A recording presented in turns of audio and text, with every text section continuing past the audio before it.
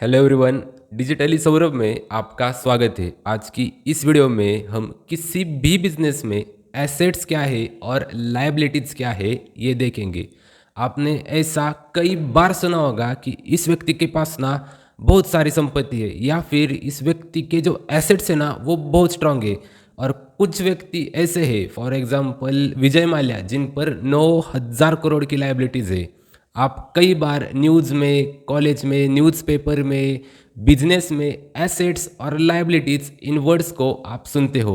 तो चलिए जानते हैं कि एसेट्स और लायबिलिटीज़ आखिर है क्या, इनमें आखिर डिफरेंस क्या है। लेकिन उससे पहले दोस्तों, अगर आप चैनल पर नए हो तो चैनल को सब्सक्राइब ज़रूर करें और इसी प्रकार के वीडियोस देखना चाहते हो तो लाइक भी ज़रूर करें। फर्स्ट ऑफ ऑल दोस्तों, हम एसेट्स को जानेंगे। एसेट्स को हिंदी में संपत्तियां कहते हैं, यानी कि किसी भी बिजनेस या व्यापार के अंदर संपत्तियां कौन सी है, इसे एसेट्स कहते हैं। आसान भाषा में बताओ तो फर्स्ट थिंग ये है कि ऐसी कौन सी चीज़ें हैं जो फ्यूचर में बिजनेस को पैसे कम कर दे सकती है। बिजनेस के अंदर की सारी चीज़ें जो कि फ्यूचर में बिजनेस को पैसा कमाने में मदद कर सकती है या फिर कैश जनरेट करके देगी।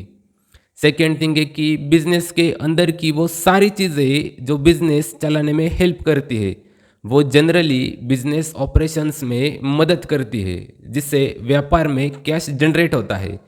सो ऐसी सारी की सारी चीज़ें जो कि कैश जनरेट करती है, उन्हें सिंपल भाषा में एसेट्स कहते हैं। अभी हम एसेट्स के कुछ एग्जाम्पल जानते हैं। फर्स्ट एग्जाम्पल है कैश, यानी कि पैसा। पैसे से ही पैसा बनाया जाता है। बैंक के अंदर आपका पैसा पड़ा हो तो आपको जाहिर सी बात है आपको इंटरेस्ट मिलेगा, या फिर आप उस कैश को कहीं पर भी इन्वेस्ट करते हो तो आपको अच्छा रिटर्न मिल सकता है। इसी कारण कैश को एसेट माना जाता है।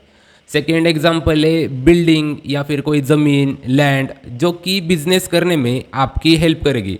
बिना बिल्डिंग के, बिना ज़मीन के शायद ही कोई बिजनेस होता होगा। आपको बिल्डिंग की या फिर ज़मीन की ज़रूरत बिजनेस करने में लग सकती है और उसी से आपका कैश जनरेट हो जाएगा, तो बिल्डिंग्स को भी एसेट्स में गिना जाता है।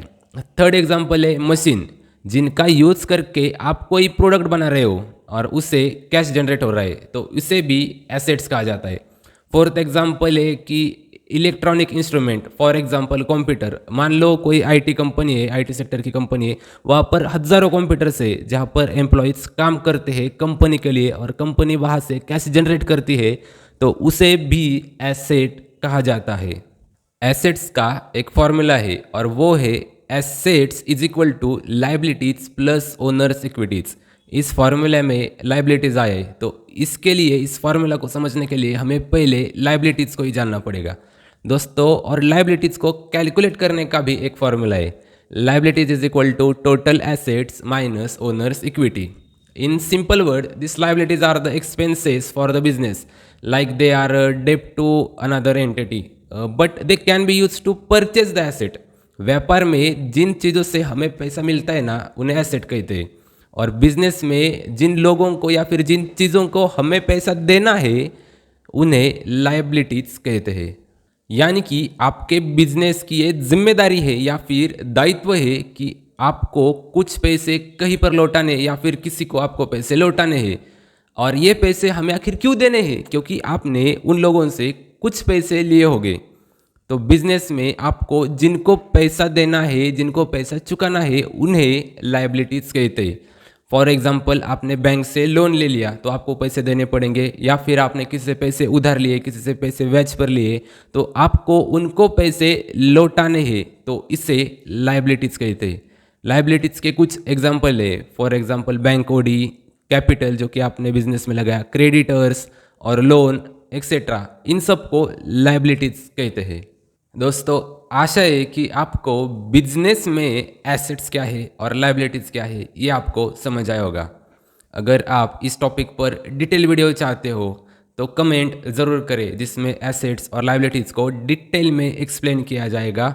और कैसी लगी आपको ये वीडियो? अगर वीडियो से कुछ आपको सीखना मिला हो तो लाइक ज़रूर करें और अगर आप हर रोज़ मोबाइल पर ही बिजनेस सीखना चाहते हो, स्टॉक मार्केट सीखना चाहते हो, ट्रेडिंग, फाइनेंस, इन टॉपिक पर आप वीडियोस देखना चाहते हो और आप अपना नॉलेज है वो बढ़ाना चाहते हो, तो फिर चैनल को सब्सक्राइब ज़रूर करें।